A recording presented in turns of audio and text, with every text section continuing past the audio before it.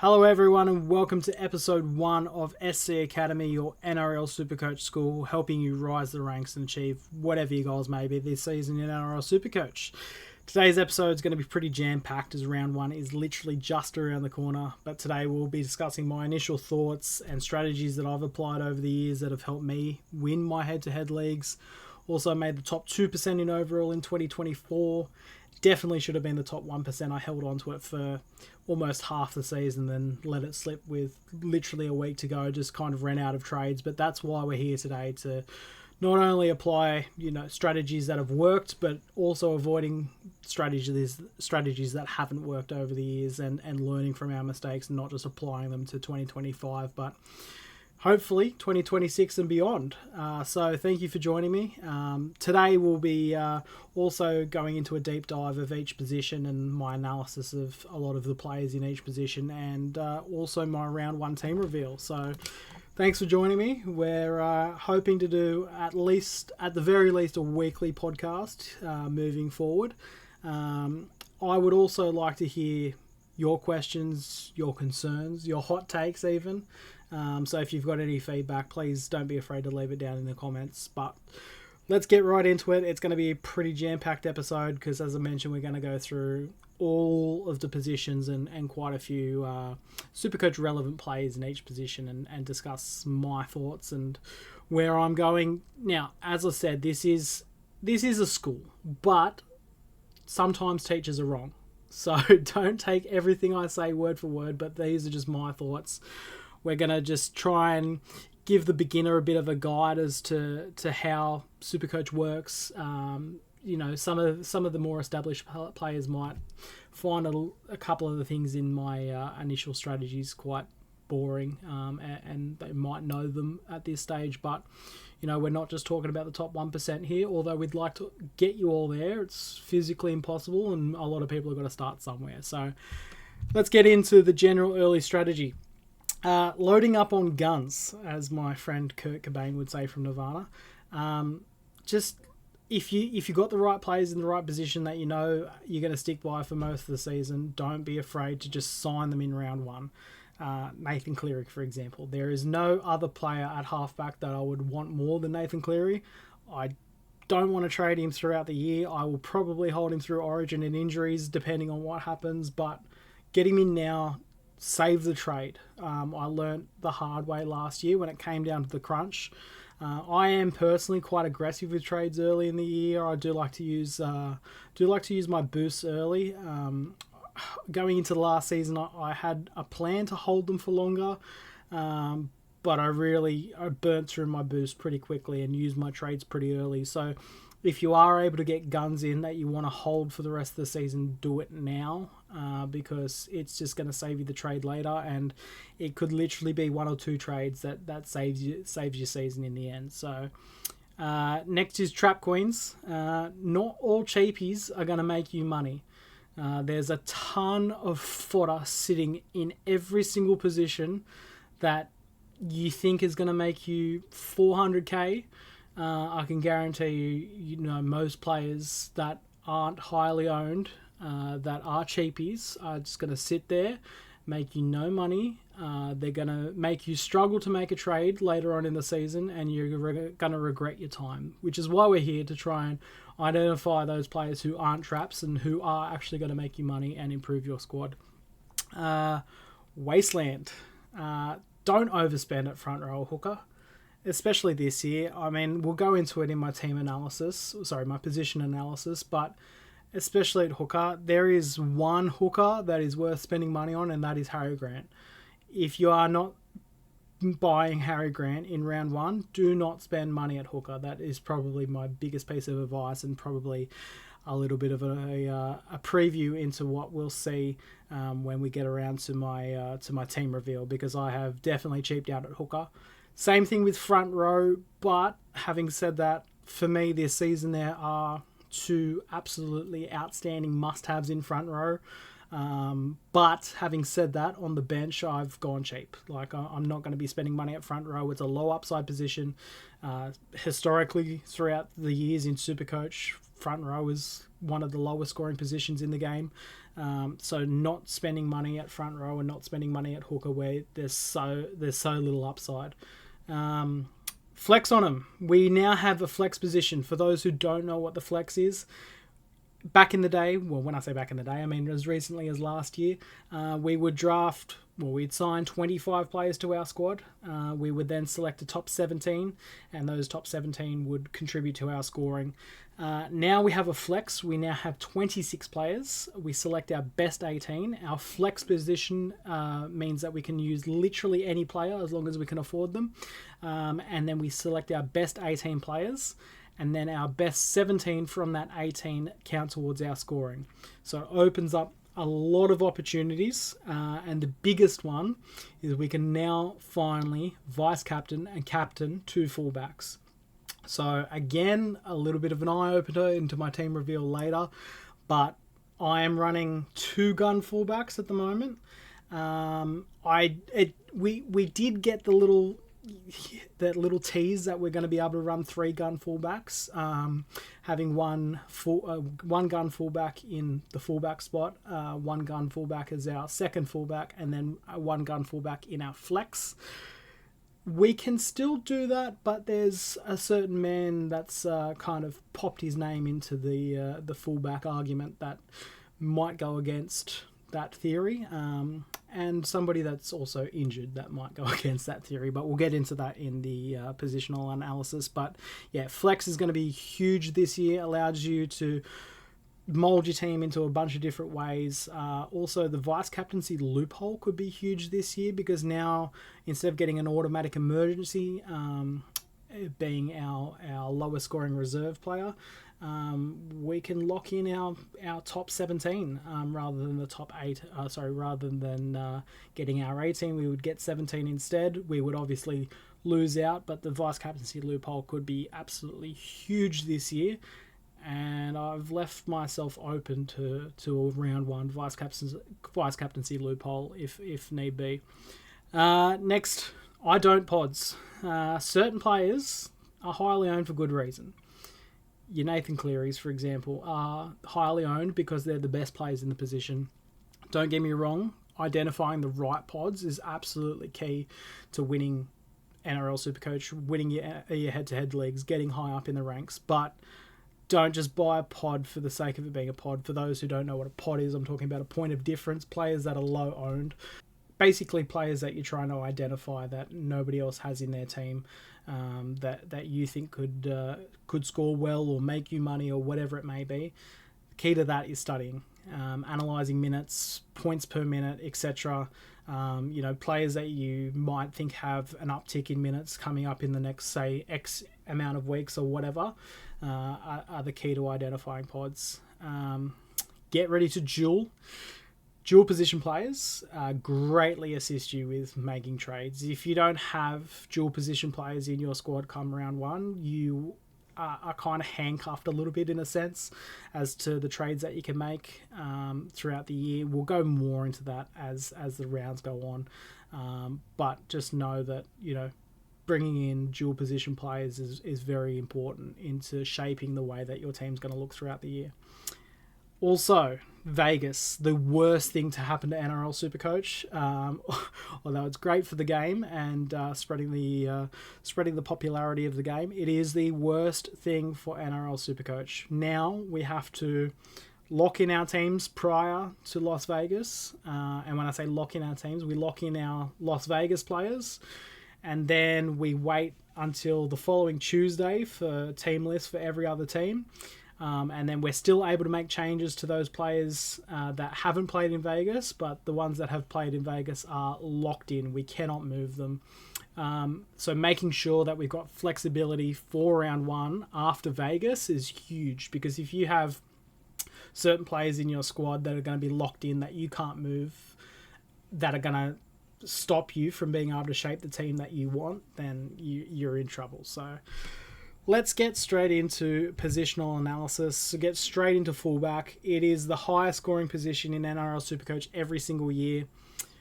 I've color-coded each player that I'm going to be talking about today. Red for me is a no-go zone. Green is obviously go ahead.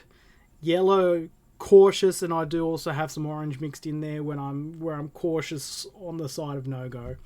Let's start off with James Tedesco, 920k.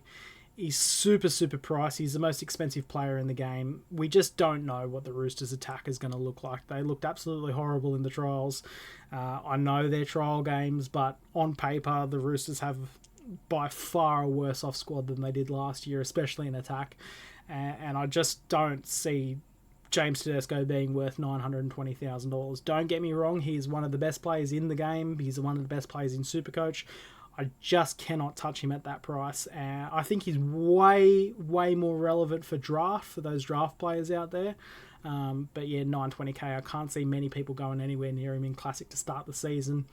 Don't forget, after round 3, after 3 games for each player, they do have price changes.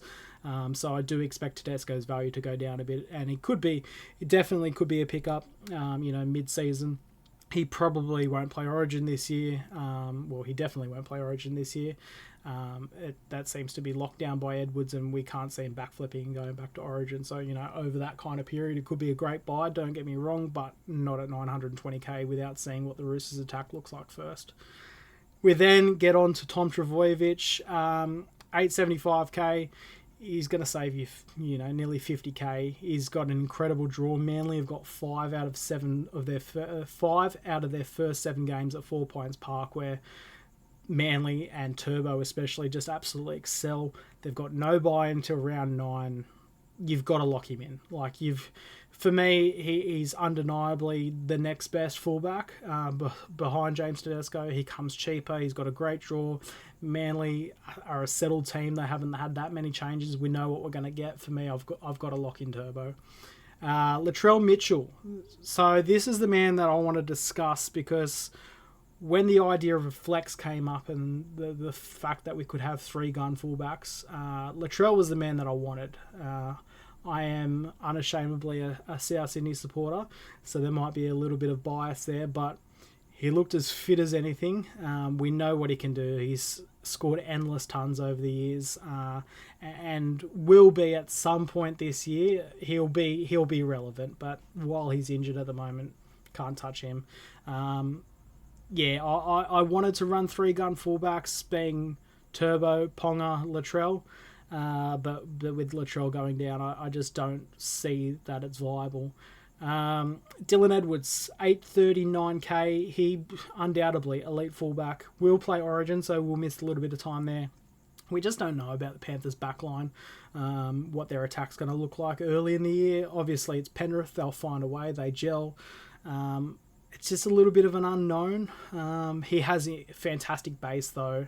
He doesn't really need attacking stats to score decent scores, but he does need decent attacking stats to score great scores, which is why I'm a little bit hesitant on Dylan Edwards, even though we know he's an absolute elite fullback. Kalen Ponga, I've locked him in, 790k. He's a fantastic early draw for the Knights, and he's in that elite class of fullbacks. I don't think you can go wrong with Kalen Ponga. I think he's in for a big season, or at least a big start to the season. I think the Knights will go a little bit better than what they did last year. I think especially in attack, they should gel a little bit better. But yeah, I think Kalen Ponga's undeniable at 790k. He was in my season last year. So was Turbo. So was Tedesco. So was Latrell at points. It's going to come a time where we flip on these players, but I think to start the season, you can't go past Ponga in that Newcastle draw. Scotty Drinkwater, 770k. It's a real awkward price. Again, the Cowboys, unsettled team, no homes. What's their attack going to look like? Will he get the goal kicking? I don't think so. I think Duffy, who's the young half coming through at the Cowboys, will probably land at 7 round 1 and probably get the kicking duties as well. There is a chance that Drinky gets the goal kicking. If he does, it could be an uptick in points. Cowboys are an attacking side. It could be an uptick of 6 to 8 points a game, but can't see it happening. Real awkward price at 770k. I'd rather spend the extra 20k on Ponga, who I think is not only got a higher ceiling, but I feel like I haven't actually got the stats to back this up, but I just, from owning them over time, I owned Drinky all the way through draft last year, and he was just a frustrating player to have. Like, he would come out and score these monstrous scores, but then also in some weeks just plod along and not do a lot. So I think in a Cowboys squad with less attacking opportunities, it's awkward for me. Reece Walsh, 738k, a little bit cheaper. I would go Walsh before I went Scott Drinkwater. Problem is he's got real low base. He's one that really relies on attacking opportunities to score his points. You know, Supercoach owners in the past will know that you'll sit there and Reece Walsh might be on 15 points with 10 minutes to go, and all of a sudden you turn around and he's 90, 100 points. He's just one of those guys that can explode at any time and score points. And the Broncos looking good under Madge. I would go Reece Walsh before I went Scott Drinkwater. But moving on, we've got some honourable and dishonourable mentions. Gutho, 675k, can't touch him. Way too pricey, new side, wait and see. He might, don't get me wrong, he might have the best season he's ever had, but I need to wait and watch. I can't touch Gutho in round one at 675k. Chance Nickel Clockstad, 662k. He's got great base. I do have him in the orange. As a part of me that says that, maybe you could do it, but I've owned him in the past. I don't think now is the time, round one, when we've got, two standout fullbacks in Ponga and Turbo as well. I don't think now is the time to do it, but he could go on a run, and he does have the great base. It's kind of a bit of wait and watch with the Warriors as well as to what they're going to throw up. They got no SJ there this year. It's just, it's too early in the piece for me. Same with Hammer, 653k, low base. I say the same with Hammer. It's too early for me. He does have low base compared to CNK, who has fantastic base, but Hammer, low base, no Wayne Bennett. I think the Dolphins slip. I might be wrong in saying that, but I can't see them going great guns this year. Not one for me. Fletcher Sharp is a very interesting buy, 636k. For me, his value is more at centre wing. He is dual. He's got centre wing fullback dual. And as we touched on before with the Newcastle Knights, they have a great draw to start the season. So definitely one to look out for. Probably in your centre wing position, though. I wouldn't play him at fullback. Ryan Pappenhausen. That bloke could be anything. He could be as expensive as Tedesco. 616k, bit of doubt round one, injury prone, wait and watch. I think Melbourne are in for a big season. He's actually one of the few players for Melbourne that I can see increasing in price. He and Cameron Munster both had injuries last season, missed some games, had injuries during games as well, which knocked down their values. Although I think the Storm will wrap up the minor premiership, they did the same last year. So really, how much better can each player in each position go than what they did last year?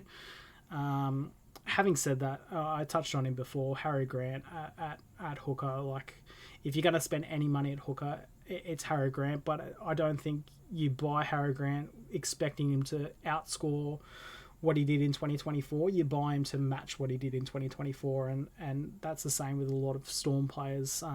For example, like Eli Katoa. He's a great player, don't get me wrong, but especially with Munster coming back in the squad, I can't see him getting as much ball off Jerome Hughes, because I think Munster probably take a bit of ball away from Hughes. So, Pappy and Munster are probably the only two Storm players that I can pick out that I feel like are going to have a big uptick in value, but can't do it round one. It's a wait and watch for me. Lehigh Hopewadi. His value's at centre wing. He's also dual, fullback and centre wing. He's got a great draw, as we touched on, 5 out of 7 at 4 Pines Park. Just quickly touch on his 80-minute games last year. He had a 76, a 55 against Penrith, which is great against Penrith. A 92, a little bit of an outlier with 30 against South, but that was in a real tight game and Manly had a ton of players missing. He had a 132, an 81, a 58, a 51, 87, and then a 16 against the Sharks in the final round, which is again an outlier. I think he's in for a huge year. He seems to be locked in for a wing spot for Manly. I think he'll score a ton of tries. He's kind of one of those players at centre wing that I'm prepared to spend the money on, and I also think could increase in value at the same time. Jai Gray, 541k. Obviously, he's going to get the number one role at South. He's just got job security issues when Latrell comes back. As soon as Latrell comes back, I think he's actually out of the squad. I don't think he plays 14. Jamie Humphries probably slots in there at some point. Who knows, but I just don't see a world where Jai Gray sticks in that squad post Latrell, and even if he does, it's just a massive slip in minutes. Yeah, he'll play 80 to start the year, and he'll play quite a few weeks, but he's just too pricey and there's better options. Iongi, 232k. He's locked in to start at fullback for Parramatta. He's super exciting. He's basement price. It's just tick, tick, tick, tick, tick as far as I'm concerned. Absolutely cannot go past him. I'll reveal it later in the team reveal as well. But yeah, he's definitely one that's going to be making his way into my side. Yeah, he might not start the season well. Para have got Melbourne first up. He might score 30, but with the way that Supercoach works in the rolling values, they take it from your averages over the last three rounds to 5 rounds, and the later game gets taken more into consideration than the earlier game. So I don't think it's a problem if he doesn't score well in round 1. In fact, it's kind of sadistic, and although I have him on my squad, I kind of hope he doesn't score anything overly impressive in round 1, because I think eventually it'll click, and hopefully a few players are a bit turned off by the round 1 matchup against Melbourne. But anyway, we'll have to wait and see. Moving on to centre wings, there's a lot of orange and red here. I don't like overspending at centre wing. It's a very flip-floppy position. It's so volatile. You've got players that could explode at any time, but picking the right players at the right time is really key for centre wings, and especially early. I don't want to be spending too much money because it's just such a volatile position. Starting off with Valentine Holmes, 784k. His new side, he's pricey. He will get the goal kicking, but he's always had the goal kicking. Maybe less attack in the Dragons versus the Cowboys, but I've got to say the Dragons look pretty good in the Charity Shield. As much as I hate to say it, they looked pretty good early. Their attack was clicking. That left side looks dangerous. Gutho seems to be wanting to go left a lot. And if Gutho can return to the Gutho of old and feed Val while he's there, then so be it. We might see a time where Valentine Holmes is worth the money, but right now I can't do it at 784k. I actually had him in round 1 2024 and kept him in pretty much the entire season, and now I can't do it. Not on the Dragons side without seeing him first. I mean, as I said, we have seen him in trials, but trials are one thing, the NRL, and the regular season's another thing. So not right now for Val Holmes. Zach Lomax, 773k. I think this could be the most overrated buy of the season in terms of NRL Supercoach. In terms of the NRL and the actual game, I think it's a fantastic buy for Parramatta. They've locked up an absolute stud in Zach. But as far as NRL Supercoach is concerned, I can't see why people are high on this guy. He's so much better at the wing. He's going to be locked into play centre at Para. I just don't see the attacking opportunities for Lomax like we see on the wing every time he plays there. I just do not rate him playing at centre for Supercoach. Definitely one to avoid for me, but I'll happily be proven wrong. Herbie Farnworth, 728k. Again, Dolphins, new side, no Wayne, too pricey for me. Can't do it round 1. Jacob Kiraz, great player, don't get me wrong. Very Supercoach friendly, great base, 702k. He's been ruled out for round 1. Can't go there. Dom Young, 701k, is absolutely absurd. Obviously, it's because of the back end of last season that he's got that price tag, but with no Manu feeding him, way less attacking opportunities at the Roosters. I cannot touch this bloke with a 10-foot pole at 701k. Definitely not one for me. We'll wait and see with the Roosters. They might prove me wrong, but yeah, I think he could slip down to as low as like 500k. It wouldn't surprise me. I think if you sign Dom Young in round 1, you are instantly just bleeding cash, and I can't do it. Dane Gagai, 694k. Again, we touched on that Knights good draw. He's got a justified price. He's consistent as anything. He's pretty low owned as well. Like he's getting into that decent pod territory. I've got him in yellow there. I can understand why you would do it, but for me, at that price, it's a bit on the expensive side. And there's a certain somebody 2 blokes below that in green that you can get for 14k cheaper, who I think is going to do the world of good and also go up in value. Brian To'o, 688k, won't play round 1. Yeah, he's the best of the unseen Panthers backline, but it is unseen. We have to wait and see. I definitely think we can avoid for the first, maybe 6-7 weeks of the season and see how it plays out at Penrith. I do think they'll gel. They're an absolute elite side, and Brian To'o is as an elite player and been part of that Panthers franchise for quite a number of years now, and they'll find a way to get it done. But 688k is actually not a bad price for Brian To'o, thinking about it, but again, he's in red because he's just been ruled out for round 1, so can't go there. Ruben Garrick, 680k. I keep touching on this Manly draw, but it's 5 out of 7 at 4 Pines where guys like Garrick and Turbo absolutely excel. I just can't go past it. He's got the goal kicking. He's undervalued. He had a few games there with HIAs last season, which knocked down his value. So for me, he's lock and load come round 1. Moving on to honourable and dishonourable mentions for centre wing. Fletcher Sharp, we touched on in fullback analysis. We won't go into that. Dylan Lucas, 616k. He seems to have locked up an 80-minute edge role for the Newcastle Knights. He's dual 2RF CTW. For me, his value is absolutely at CTW. He's one of those players that can provide you a bit of stability at CTW and turn it into a less volatile position. So for me, he could be worth spending the money on. Excuse me. Lehigh Hopewade, 589k. We touched on in fullback analysis. Blaze Talangi, again, this Panthers backline, he's 562k. He won't play round 1. He's got a new side, a new role. He's overpriced. I cannot go there.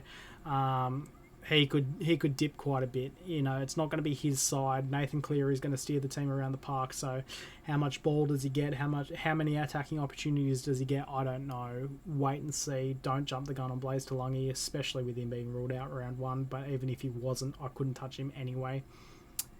Moving on to Roger Tuivasa-Sheck, 553k. He will be slotted in on the wing for the Warriors, which is his ideal position as far as NRL Supercoach is concerned. I've been burnt before. Normally I would have this bloke in orange. It's more leaning towards a yellow this season, especially now that he's locked up that wing role. I tossed and turned, and I had him in and out of my squad for round 1, but I've decided to go out for now.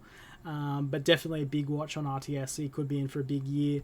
But again, we'll have to wait and see. DWZ's going to come back. RTS could move back into the centres at any time. Don't get me wrong, though. If he ends up at fullback, which is his most Supercoach-friendly position, then he's an absolute pickup in a heartbeat. But you got CNK there. You got Tan Tuapiki. It's going to be a wait and watch for RTS. Also, one of his counterparts, Leotoa, 513k. He's got like a ridiculous PPM of I think it was 2.5 or 3 or something ridiculous. There's a reason he's 513k. This kid is an absolute stud. He's played a handful of NRL games, but is definitely one to watch for the future. I think he's way more relevant for draft. I can't touch him at 513k. Sammy Stonestreet, 509k. He's pretty secure with his job with no Sione Katoa come round one, and I think Katoa's out for like 8-9 weeks, something like that. I have to double check, but wrapped up that wing spot on that wing spot for the Sharks, and he's a freak of a try scorer. Sharks are on the up. I think they'll go close to the minor premiership. I think the Storm will get it done, but I think the Sharks will make a good fight of it. And I think Stonestreet's a decent pod. I think he can score a lot of points on that wing. 499k, Jarrell Skelton. Great base, but new Tiger squad, it's a wait and watch. He's a little bit of an awkward price for me. But yeah, he's definitely one to watch, Jarrell Skelton. I think, we think the Tigers should improve this year, but I'm happy to wait and watch and see what plays out. Marky Mark, 438k. It's the same as Dom Young. He's just unproven with the new Roosters backline. He's also played a handful of NRL games. 438k is way overs. Just can't touch him round one. I think he'd be bleeding cash. Moving on to honourable and dishonourable mentions. Adam Dewey, 431k. I cannot believe I'm mentioning this bloke's name right now. But with no Brent Naden and him returning to full fitness, although he's injury prone, he might get the goal kicking at the Tigers. We'll have to wait and see. He'll definitely kick round one. Appy's set to return round two. There's probably a job share role between Appy and Talon De Silva for the hooker role, and for me, you want to have your goal kicker on the park for 80 minutes. Dewey's probably that guy. I think he probably gets the goal kicking. He's in yellow for me. It's a halfway decent price at 431. It's a little bit awkward, but I think with the goal kicking upside, Appy added about 6 points per game with his goal kicking last year. I think an improved Tiger squad who should score points. I think that could more look like 8 to 10 points uptick. Could be one to watch. 397k, Tyrone Munro.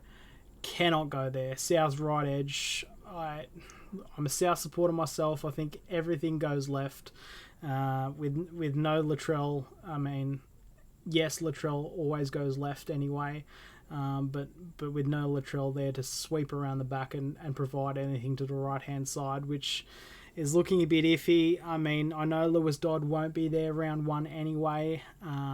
Could be somebody like Jamie Humphries, but Lewis Dodd to me just looks a little bit underdone, doesn't look NRL ready, and I just don't know how much ball that right side's going to see, so I absolutely cannot touch Tyrone Munro at 397k, regardless of how talented the bloke is. It's just no-go for me. Jack Bird, 379k. He might get the starting lock roll at Tigers. We know the history of Jack Bird. He's super injury prone. What are the Tigers going to look like? We don't know. I think this guy could potentially be one of the biggest traps of the season, especially if you don't predict injuries, but especially if he gets an injury early in the season. He is dual to RF and CTW. If I was going to play him anywhere, I don't know. I couldn't even play him. This is the thing. I think there's better options to go after, like a couple of the blokes below that at a cheaper price that are going to make you money, and at a pinch that you might be able to play in your starting 18. Feels weird saying starting 18. Usually it's starting 17 in your starting lineup. That are going to score better points and make you more money. I think Jack Bird's just, yeah. I've got it in orange. I'm almost prepared to go red. I feel like it's a trap. Billy Smith, 317k. He's in round one, doubt. Again, he's injury prone, like a couple of these guys here, Dewey and Bird. But he's super coach friendly. If he gets on the park and gets 80 minutes and can go on a run of games where he's in the starting lineup and actually playing NRL football, then he could be good value. He's got great base, but can he stay on the park? He's in doubt round one. Unlike Marky Mark and Dom Young, I feel like he's a bit more acceptable price to be able to take out of the Roosters backline at 317k. But yeah, it's going to be a wait and watch for me for Billy Smith.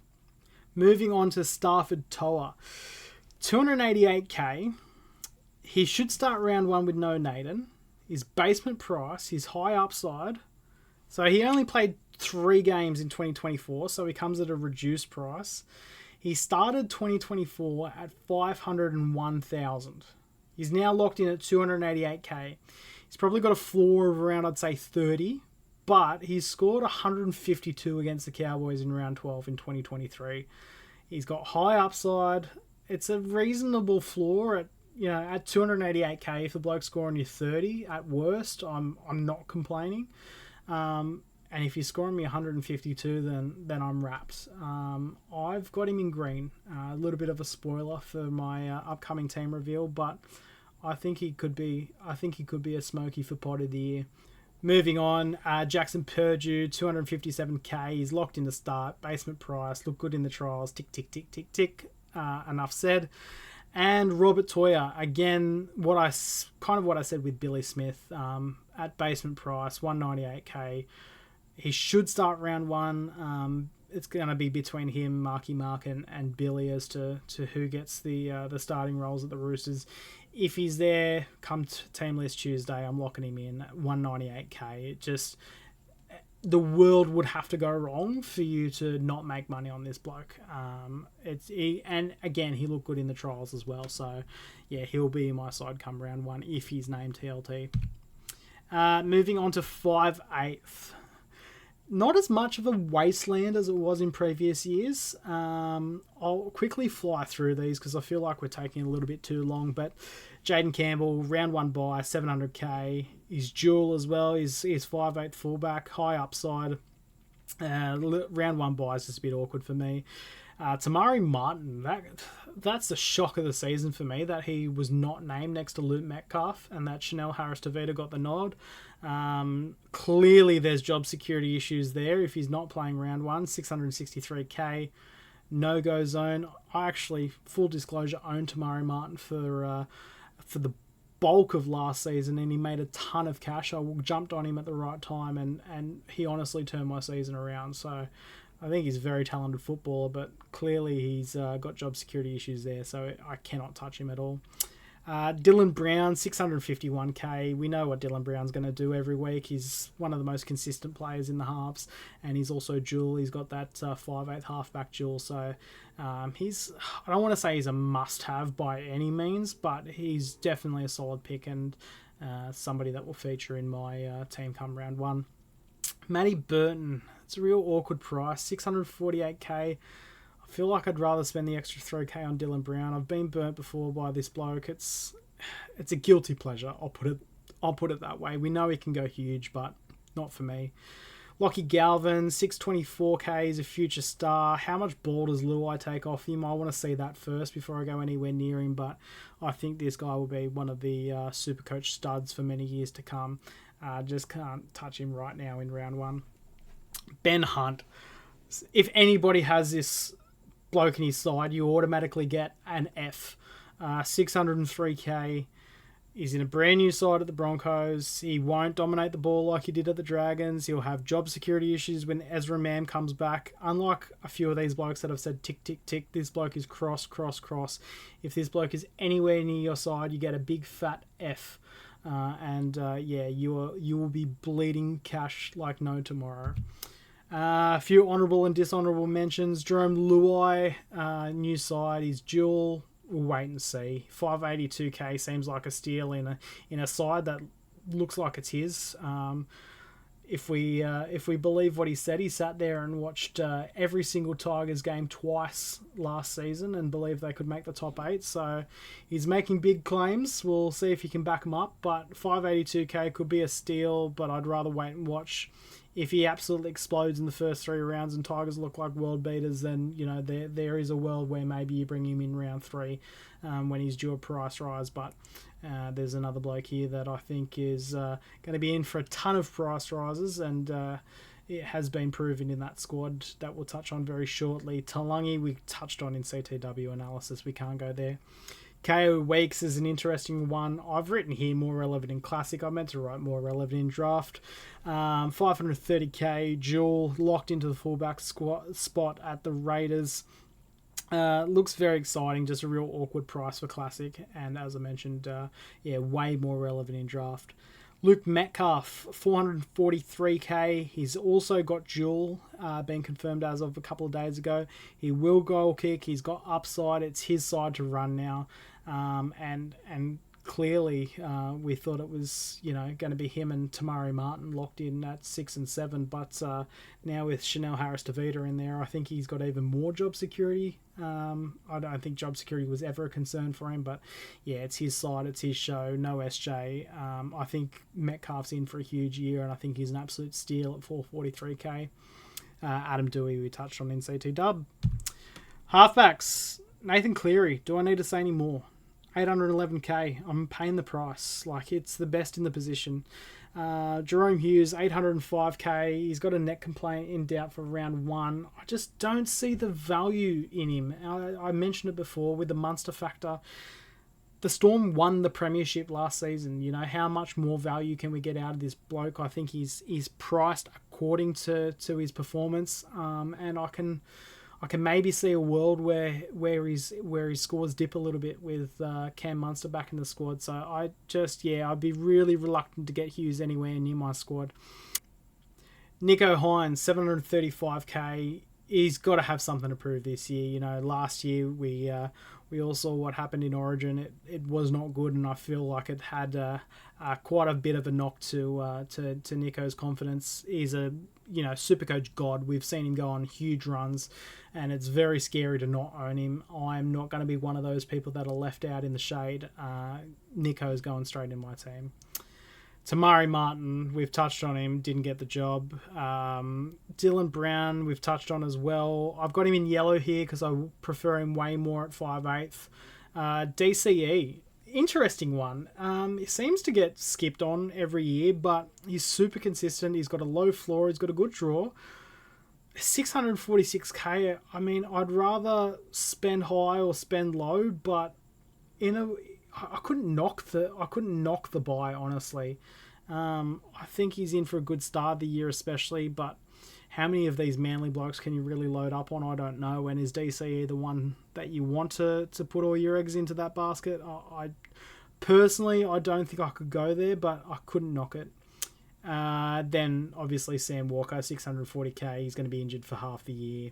We can't do it. Honourable, dishonourable mentions. Mitch Moses, 628k, still dealing with his foot issue. Lomax on his outside could be decent. It's a wait and watch. Let's see how fit he is first. I still think he's one of the best halfbacks in the game. He was absolutely incredible in Origin. But yeah, it's a wait and watch for me. Jerome Luai, we've touched on. Luke Metcalf, we've touched on. Phoenix Crossland.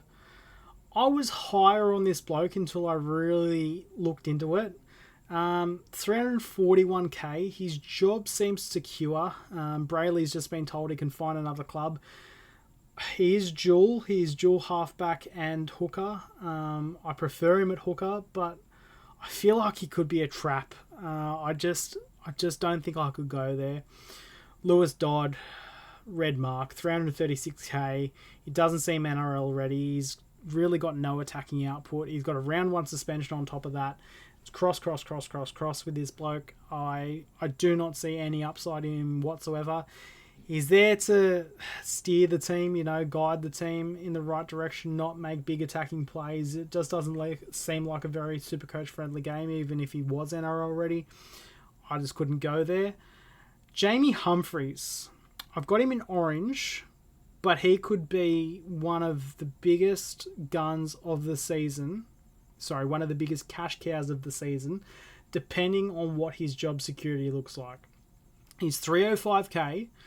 He probably starts round 1. I feel like after seeing the Charity Shield, surely I don't think Sullivan gets the nod at 7. Cody obviously goes back to 6. I feel like Humphries just easily slots in at halfback come round 1 with Lewis Dodd suspended. We've seen in his only game last year for Manly that he turned up. He's got huge upside, but the question is, after that round 1 suspension, does he return to 14?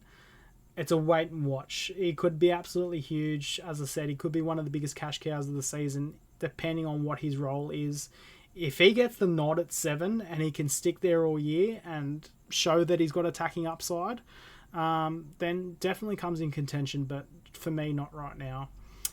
Sandon Smith. I've heard a few blokes talking about Sandon Smith and talking about the trials and talking about the Roosters. I've been banging on about the Roosters quite a bit myself, but at 237k with goal kicking, he will start. He's dual, he's halfback hooker. I'll be playing him at hooker. I much prefer him there. I couldn't touch him at halfback. I don't know why people are fading on him. I just think at that price, you just can't do anything but lock him in. Moving on to Duffy at 198k.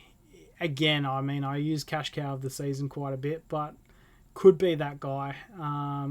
He's a guy that I feel like I'm going to regret not having round 1.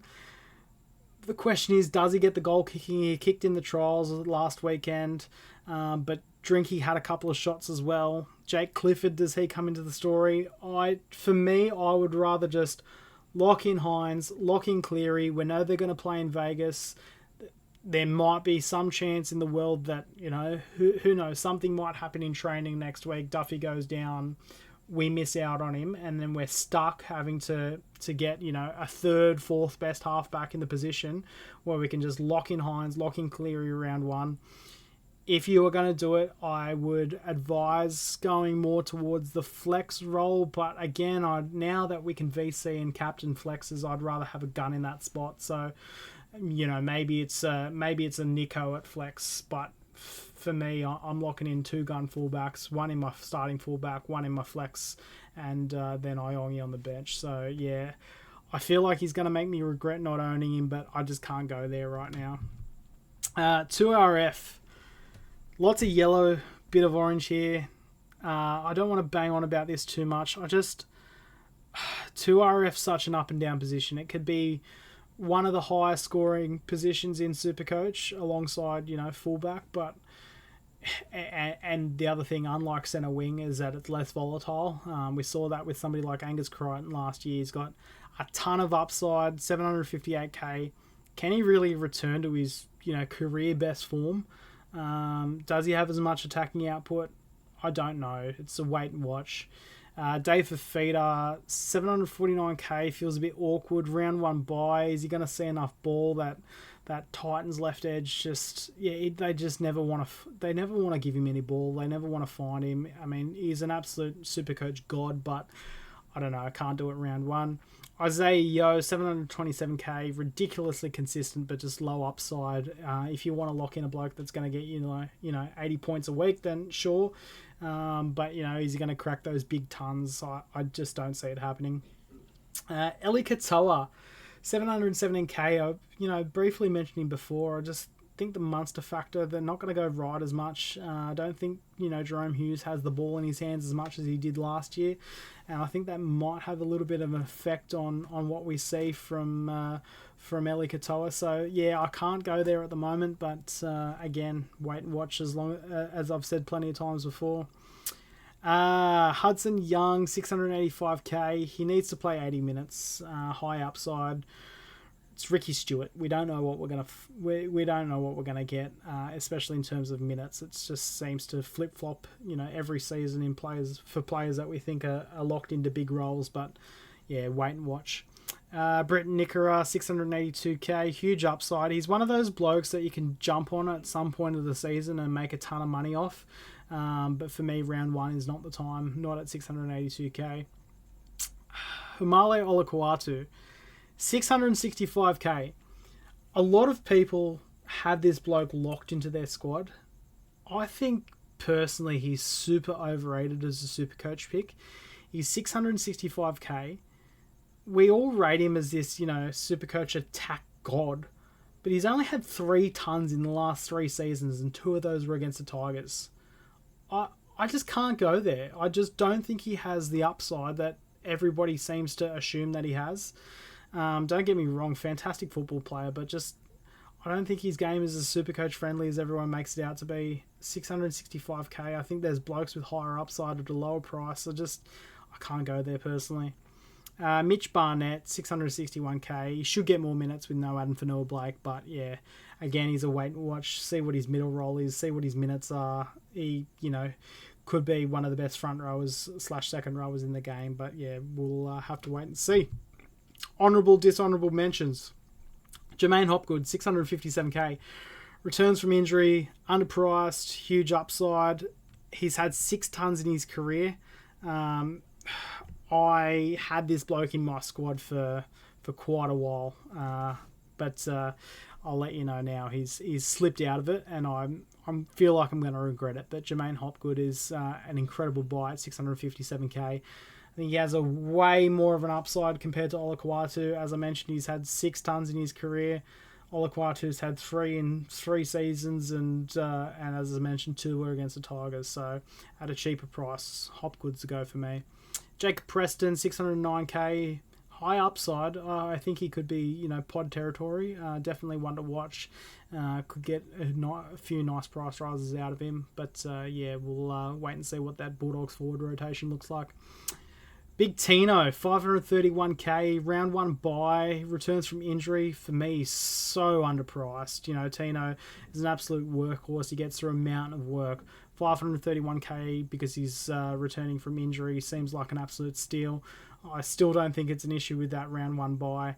And I've actually got him in my team, and I'll be using him as a viable VC loop option for sure. Zach Hosking.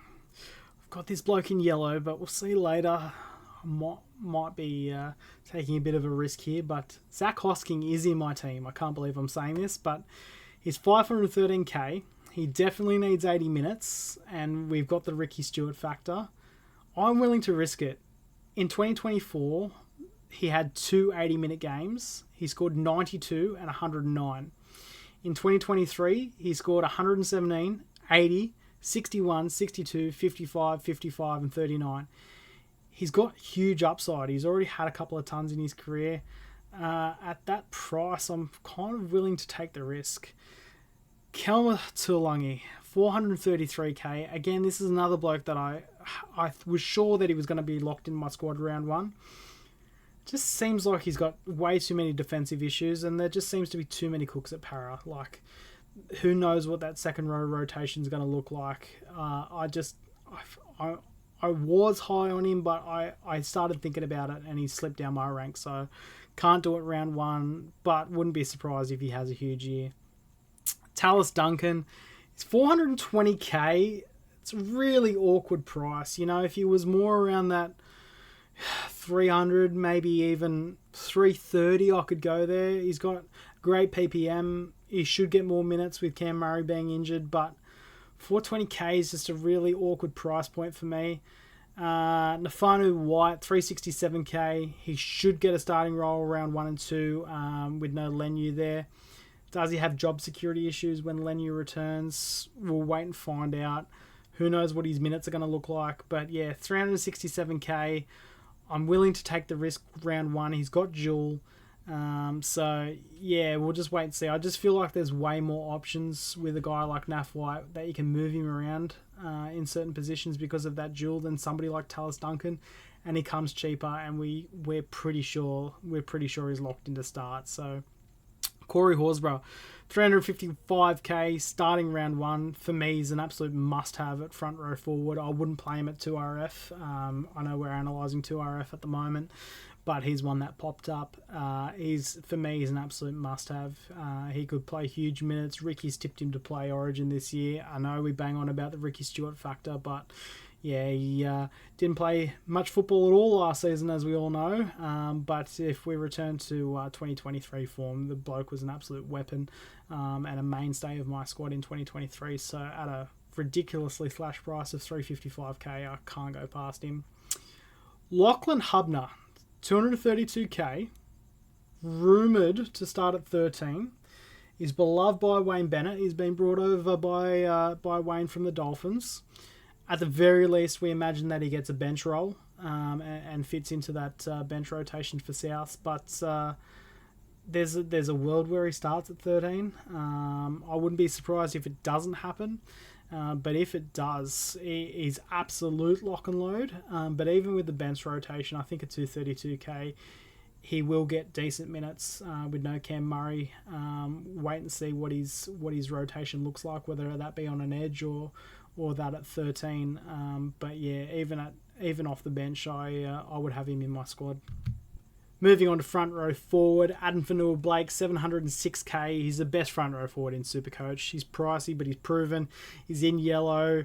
I would normally have a bloke like this in green, but it's front row forward. I can't be spending that much money there. 706k is just a bit too steep for me at that price, but he's one of the very few blokes in the position that has the attacking upside to go with it. Payne Haas, 669k. He's kind of close to AFB. In terms of what we project they should score across the entire season. But he's cheaper. Improved Broncos. Do we have him ahead of AFB possibly? I would be more prepared to take Payne Haas over AFB with that little bit of a price difference, but still can't go there round one.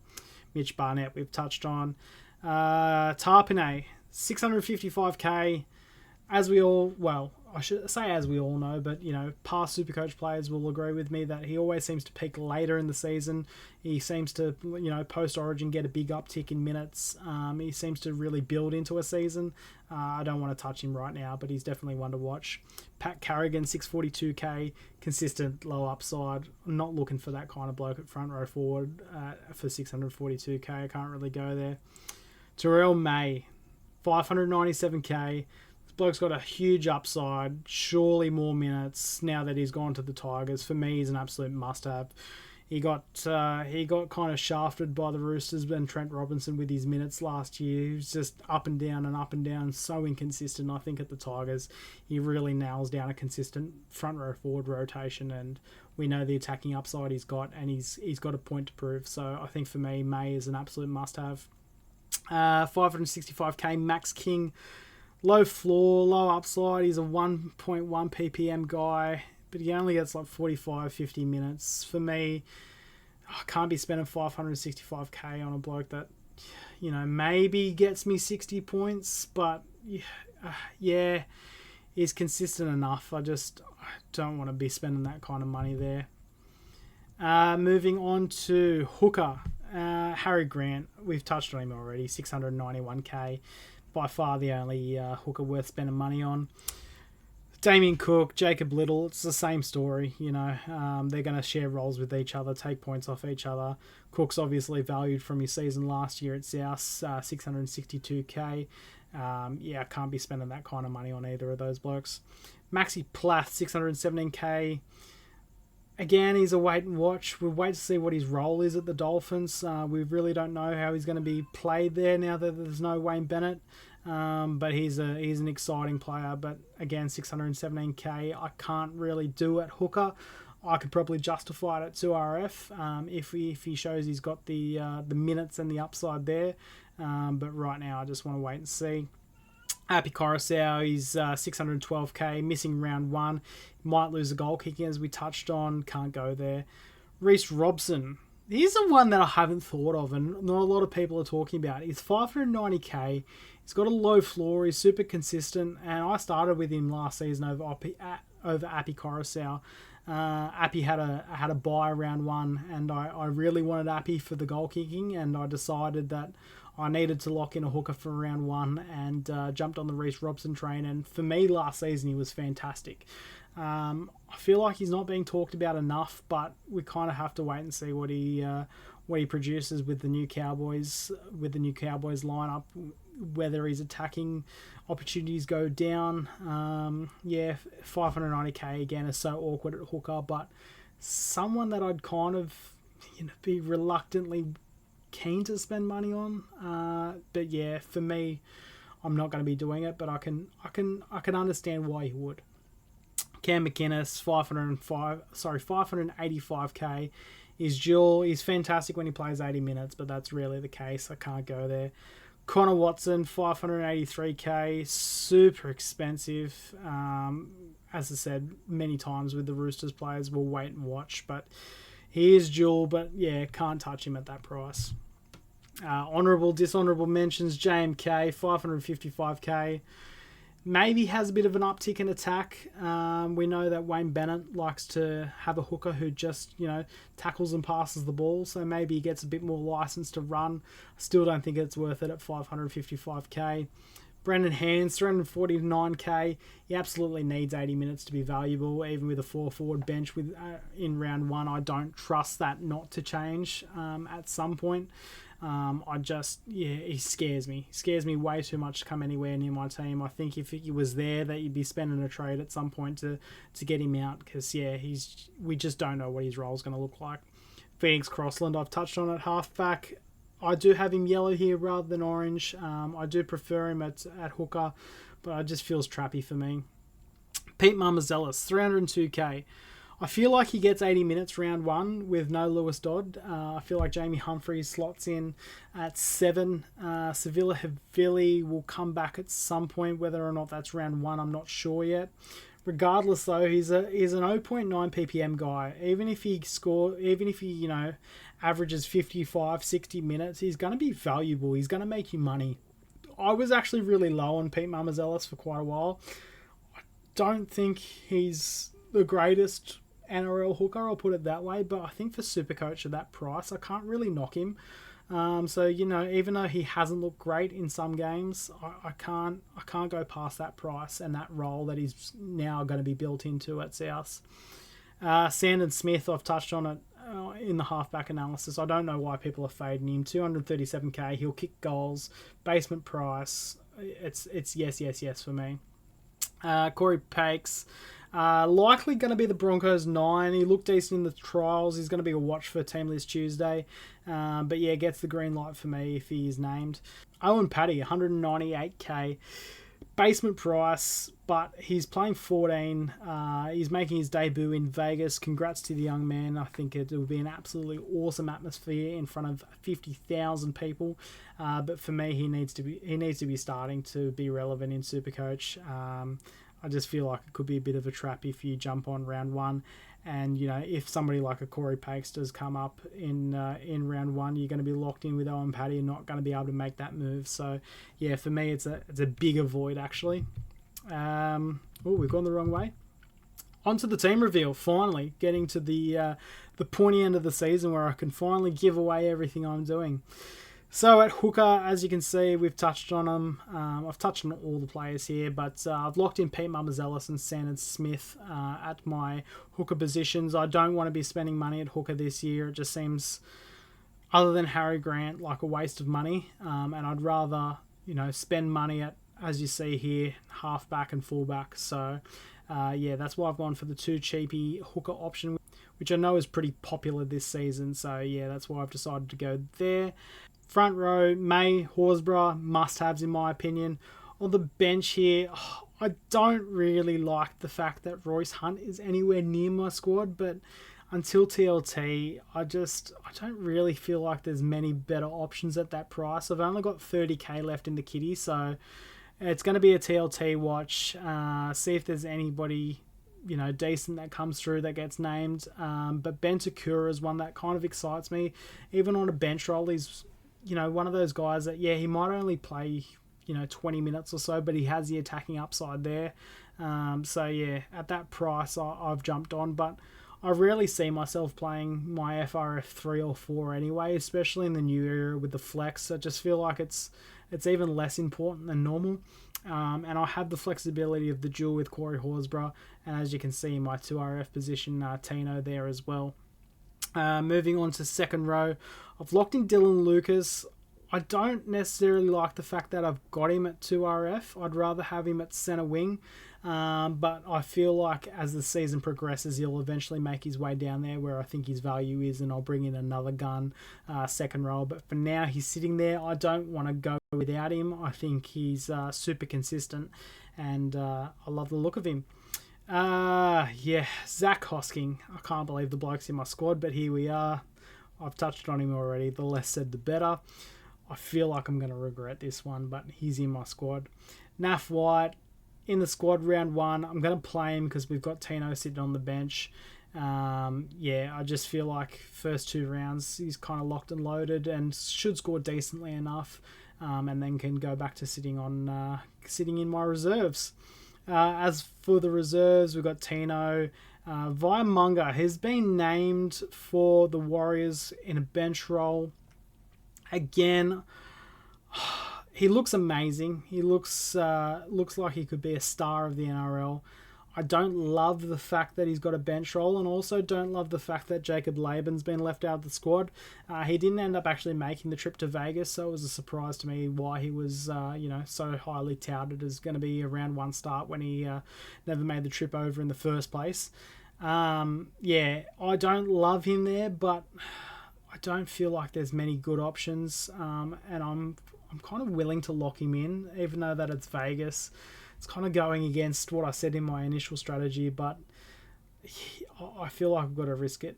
Lachlan Hubner I've got there. Nathan Cleary, Nico Hines, goes without saying. Dylan Brown I've locked in as my 5/8, and you can't see it there because my fat head's in the way, but Lukey Metcalf is my other 5/8. Going on to the wings and centres, we got Ruben Garrick, Lehi Hopewade, Greg the Leg Marzu, Stafford Toa, and then in the reserves, Jackson Purdue, Shibasaki, who looks like he's going to get a start come round 1, and Robert Toya.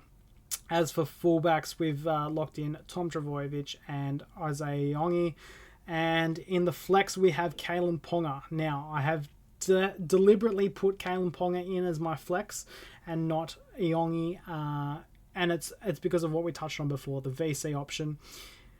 If Ponga comes out and scores, let's say 150 odd in the Friday game, then I have him there as my VC. I can then swap Tino into my second rower role for Naf White, captain Tino, and claim the points on Ponga for VC.